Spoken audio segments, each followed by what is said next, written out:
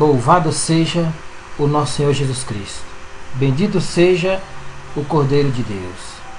Meu amado irmão, esse segundo vídeo sobre sonhos, na verdade ele nasce, ele surge de muitas perguntas que alguns irmãos fizeram nesses 7 dias, principalmente após que subimos o primeiro vídeo.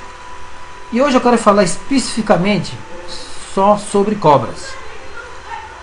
O que significa sonhos com cobras? O que exatamente? Bom, a cobra ela é cultuada em várias culturas. No Oriente, por exemplo, representa um dragão. Os chineses, principalmente, os japoneses, dragão chinês, dragão vermelho, dragão branco. O Egito também, ele tem toda uma questão de divindade para esse animal. Os africanos, principalmente os africanos, já que é muito forte aqui no Brasil, quando se refere a entidades, a guias, a espíritos e por aí vai. Mas o que a Bíblia diz sobre sonhar com cobras? O que a Bíblia diz sobre a cobra, né? Não o animal, mas o espírito. É lógico que, como é um espírito, no nosso mundo físico ele se apresenta como uma figura de um animal que nós conhecemos. Aliás, é uma coisa que Deus faz conosco, ele sempre fala conosco por objeto que nós conhecemos. Senão a mensagem ficaria inválida, não teria sentido. O que a Bíblia diz sobre cobras? O que é sonhar com cobras? Nesses últimos dias, muita gente mandou mensagens para mim e começou a relatar alguns fatos, alguns exemplos sobre esses sonhos. Então me veio o interesse de assistir alguns vídeos sobre a definição, o que é esse sonho. E o interessante, e assim, eu não quero ser crítico, não quero ser aqui, sei lá, irônico, mas os mesmos vídeos que eu assisti, em torno de 6 ou 7, parece que é copiar colar. Simplesmente a pessoa pega a definição do vídeo anterior e reproduz no próximo, no máximo ali mudando uma ou duas palavras. Veja, irmãos, nós estamos falando de uma coisa espiritual, é o mundo espiritual. Se você não entende do mundo espiritual, você não pode falar de um assunto como esse. Se você nunca lidou, por exemplo, com manifestação de demônios, nunca teve à frente de legião de demônios, então fica difícil falar sobre algo que eu não conheço. O erro nessa geração está que nós atribuímos estas coisas à psiquiatria, à psicanálise, aos conceitos de Freud. Olha, isso é para psiquiatria, para psicanálise, isso aí para conhecimento material, mas para o mundo espiritual não serve. Como é que eu vou tratar uma pessoa que está com sintomas de possessão maligna, por exemplo, com teorias de Freud? Não vai funcionar nunca. A psicanálise já provou que ela é insuficiente para esse tipo de coisa. Então, antes de falar sobre cobras, eu quero falar com vocês sobre o que não significa. Não representa ser traído pelo cônjuge, não significa armação de amigos familiares, muito menos que vencerá uma situação qualquer, nem que terá problemas com autoridades. Não há relação alguma também com a sabedoria milenar ou renovação na sua vida. E dentro da Bíblia, ela é tratada como uma serpente astuta, víboras ou filhos do diabo, filhos de cobra, basilisco ou ninho de ovos de cobras, ou velho dragão ao diabo, a velha serpente, e diretamente a Satanás. Então, todas as referências que a Bíblia cita sobre cobras, todas apontam para espíritos, para demônios. Mas como que esses pesadelos chegam a mim, Gessé? A moça perguntou, por que isso chega para mim? Porque eu não tenho paz. Aí você precisa entender o conceito de mundo espiritual e brecha espiritual. A nossa vida diante de Deus, irmãos, ele é feito como um paredão. Se esse paredão estiver vedado, ninguém passa lá. Cobras, ratos, cães furiosos, vermes, aranhas, tudo isso aponta para o espírito das trevas. Agora, se eu cometo falhas, pecados e não abandono, não me arrependo, não confesso diante de Cristo, então, quem romper um muro, uma cobra o morderá, vai abrir uma brecha. Entram por uma brecha, Jó falando isso. Eu cometi falhas, que por essas falhas, Jó admite isso, capítulo 30, entraram criaturas e tocaram em mim e destruíram o que eu mais tinha de precioso. Deus falando para Israel, Israel, por vocês abandonar a minha lei e servir aos ídolos, servir invocação de mortos, buscar conselhos de espírito de mortos, esta maldade vos será como a brecha de um alto muro. Ou seja, então o espírito é tratado como brechas. Gênesis 3:1 fala que ela era um animal que usou o físico. Primeira parte é, ora, a serpente era mais astuta que todas as alimárias do campo que o Senhor Deus tinha feito. Aqui fala do animal. Aqui fala do animal incorporado na boca por um espírito, um demônio, que era o próprio Satanás, e começa a conversar com a mulher. É o primeiro caso de mediunidade, uma prática condenada por Deus. Isaías 8, 19 e 20 fala, quando alguém te chamar para consultar espíritos, falar com espírito, não vá. Deus condena isso. Outro exemplo de referência a ela, serpentes ardentes picaram o povo, que significa doença, chagas, Números 21, 6. Aí levantou-se um homem chamado Acás, um rei, naquela época, quebrou a mesma serpente que Moisés construiu. Então veja, qual era a ordem de Deus? Moisés, o povo está cruzando um deserto e essas serpentes estão picando essas pessoas, estão mordendo e estão morrendo. Então faça uma serpente de metal e levante numa estaca. Por quê? Isso representava exatamente o futuro, quando Cristo iria vencer essa serpente, esse demônio. Veja a fala de Cristo. Como Moisés levantou a serpente no deserto, assim importa que o Filho do Homem seja levantado. Alguns tiram essa passagem bíblica para apoiar a idolatria. Mas aqui Cristo não está apoiando a idolatria. Cristo fala o seguinte, ó, assim como aquela serpente, aquele animal, ele foi levantado em formato de um bronze, de uma estátua, mas representava os demônios que atacavam aquele povo. Assim eu serei levantado numa estaca, numa cruz, para esmagar a cabeça dele. Por quê?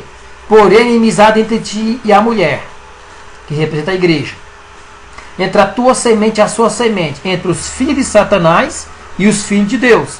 E esta semente, palavra masculina, vai ferir sua cabeça, vai esmagar você. E tu até vai tocar nele, vai ferir o calcanhar.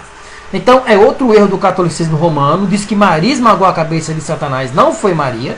Maria, ela foi uma boa mulher sim, mas não esmagou a cabeça do diabo. Quem esmagou a cabeça de Satanás foi Cristo, a semente da mulher. Uma palavra masculina inclusive, uma palavra do hebraico. Outro exemplo, víbora, filho do diabo. Que é isso? Pessoas teimosas que ao tentar ser evangelizado, ouvir a palavra de Deus, elas tapam os ouvidos. A Bíblia chama de víbora, filha do diabo. Pessoas que não querem saber de Deus, se revoltam contra Deus. Ó Cristo, João Batista fala assim, ó, raça de víboras, quem vos ensinou a fugir da ira futura? Ó Jesus Cristo, falando com os fariseus, raça de víboras. O que é isso? Filhos de cobra. É outra semelhança, é outra associação às cobras. As cobras, ou Satanás, têm seus filhos. Quem são eles? Aqueles que resistem ao nome de Deus e fazem de tudo para interromper a propagação do Evangelho, a mensagem genuína de Cristo. Outra expressão, ó, o próprio Cristo chama Judas de um diabo, é outra referência. Ó, não vos escolhi a vós os 12, e um de vós é o diabo. Ó, Cristo falando assim, ó, os fariseus, aqueles doutores da lei, falavam assim, nós somos filhos de Abraão, nós temos sangue de Abraão, então nós somos filhos de Deus. E eles falam assim, vocês não, vocês têm por pai ao diabo. Mas por quê? Quem é filho do diabo? Quem ama homicídios, quem ama mentira, quem vive nisso, ou seja, filho de Satanás. Ama a escuridão, ama as trevas. Olha 1 João 3,10. Nisso são manifestos filhos de Deus e os filhos do diabo. Qualquer que não pratica a justiça e não ama seu irmão, não é filho de Deus, filho do diabo. Outra expressão na Bíblia, a terceira expressão é basilisco, quer dizer ninhos, ovos de cobra. O que é isso? Práticas que alguém vai fazendo na sua casa e essas práticas vão chocando o ovo de cobra. Por exemplo, a pessoa começa com mentiras pequenas e acha que ninguém vai descobrir. A pessoa coloca com pornografia na sua sala, vírus pornográficos, adultérios, furtos e acha que ninguém vai descobrir. A palavra de Deus fala assim, ó, filho, cuidado, você está chocando ovos de cobra, basilisco. Uma hora essa serpentezinha vai nascer e vai te morder. Olha outra expressão aqui, ó, não olhes para o vinho, ou seja, não atente para a bebida. Se mostra vermelho, parece agradável. Tá vendo? Ó? No fim, picará como a cobra, e como filhote dela morderá. Ou seja, nós encontramos a própria serpente, como víboras e como basilisco, filhotes, ovos, referente a demônios, usando o nome das cobras. O velho dragão, naquele dia, ó, o castigo dele aqui, ó. O Leviatã, que é uma referência ao demônio dos mares, demônio que domina os mares, que se apresenta como imagem de mulheres bonitas nos mares, que recebem oferendas, inclusive uma entidade maligna chamada Iemanjá, que recebe oferendas, que se apresenta em algumas culturas, como o catolicismo, como Nossa Senhora dos Navegantes. Me perdoe, não estou atacando a sua religião, mas a Bíblia aponta para a idolatria. Quem é o responsável por essas aparições dos mares? Esse camarada aqui, ó. A serpente veloz, ou Leviatã, dá vários adjetivos aqui, ó. Serpente tortuosa, e matará o dragão que está no mar. Olha Apocalipse 12. O dragão, a cultura do dragão, quem cultua o dragão, desenhos com o dragão, pinturas com o dragão, está cultuando a cabeça dos demônios, o próprio Satanás. E vi outro sinal no céu, esse que era um grande dragão vermelho, que tinha 7 cabeças e 10 chifres. E sobre as suas cabeças 7 diademas. Fala-se de um homem poderoso, um líder que tinha poder sobre tudo, que foi derrotado por Deus e virou um demônio. E refere-se também como a Satanás seu reino. Ó. E Satanás, se Satanás expulsa Satanás, ou seja, ele vai fazer milagres? Vai. Ele vai criar doutrinas? Vai. Ele vai criar livros paralelos com as escrituras para confundir? Ele vai. Para que isso? Para que o seu reino não se divida. E ele é inteligente. Quanto mais a pessoa mergulha nos ensinos dele, há uma entidade maligna, conhecida como Exu Serpente. Esse demônio ele se apresenta como um camaradinha muito bom e traz várias cobras ao redor, relatos inclusive de médiums que falam isso, que cobras se apoderam da região. Então como funciona? Você tem uma casa lá que está com barulhos, quebrando panelas, ouvindo vozes, vendo vultos, e aí eles deduzem que são espíritos mal desenvolvidos, então chamam uma entidade maior.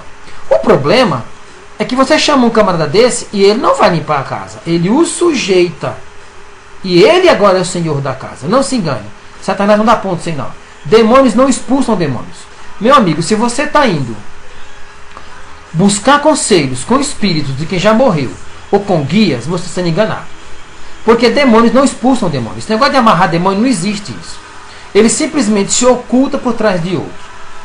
Olha, foi precipitado o grande dragão, a antiga serpente, na terra. Qual é o papel dele? Enganar todo o mundo. Apocalipse 12, 9. Olha o castigo final dele. Ó. Prendeu o dragão, a antiga serpente, que é o diabo. E junto com ele vem todos aqueles que trabalham para ele. Ó. O falso profeta, de dia e de noite, a besta, o falso profeta, o grande dragão, todos serão atormentados para sempre. Aqui é interessante porque a Bíblia diz que há um conjunto de demônios, de anjos malditos que estão presos, não foram soltos por Deus, e estão sendo preparados para esses camaradas. Porque eles, já que passaram a vida deles atormentando, terão o castigo deles. Num lugar que não é o inferno. É definitivo o lago de fogo e enxofre que queimará noite e dia, junto com aqueles que os seguiram. Então, ao pé da letra, toda referência às cobras, meu querido, fala de astúcia, acusações, engano, mentira, doenças, inveja, ciúmes doentio, traição, covardia, homicídio, chagas mortais, destruição, paixões carnais, roubo, destruição, morte física e morte eterna. Se você está sendo ensinado sobre a divindade da cobra, não se engane, não tem nada de divindade sobre isso.